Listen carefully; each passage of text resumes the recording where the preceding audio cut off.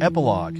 Jesus appears to 7 disciples. Later, Jesus appeared again to the disciples beside the Sea of Galilee. Several disciples were there: Simon Peter, Thomas, nicknamed the twin, Nathanael from Cana in Galilee, the sons of Zebedee, and 2 other disciples.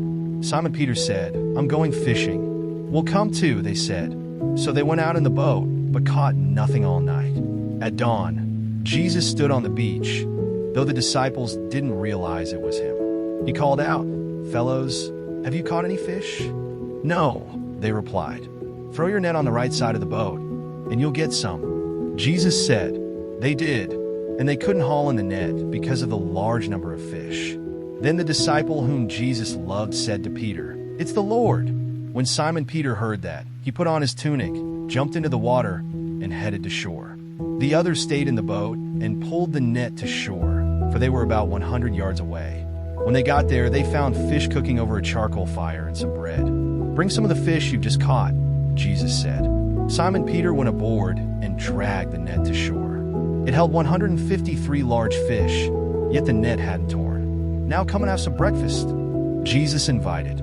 None of the disciples dared ask, "Who are you?" They knew it was the Lord. Then Jesus served them the bread and fish. This was the 3rd time he appeared to his disciples after being raised from the dead. Jesus reinstates Peter. After breakfast, Jesus asked Simon Peter, "Simon, son of John, do you love me more than these?" "Yes, Lord," Peter replied. "You know I love you." "Then feed my lambs," Jesus told him.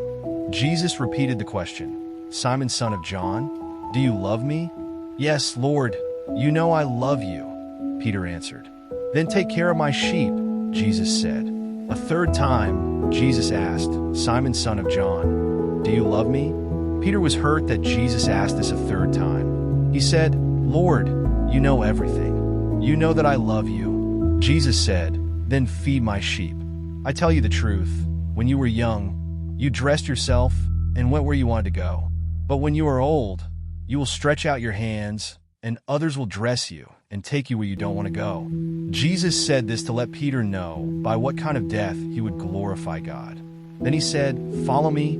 Peter turned and saw the disciple Jesus loved following them, the one who had leaned over to Jesus at supper and asked, "Lord, who will betray you?" Peter asked, "What about him, Lord?" Jesus replied, "If I want him to remain alive until I return, what is that to you? As for you, follow me." So the rumor spread that this disciple wouldn't die. But Jesus didn't say that. He only said, "If I want him to remain alive until I return, what is that to you?" This disciple is the one who testifies to these events and has recorded them here. And we know that his account is accurate. Conclusion: Jesus did many other things as well. If they were all written down, I suppose the whole world couldn't contain the books that would be written.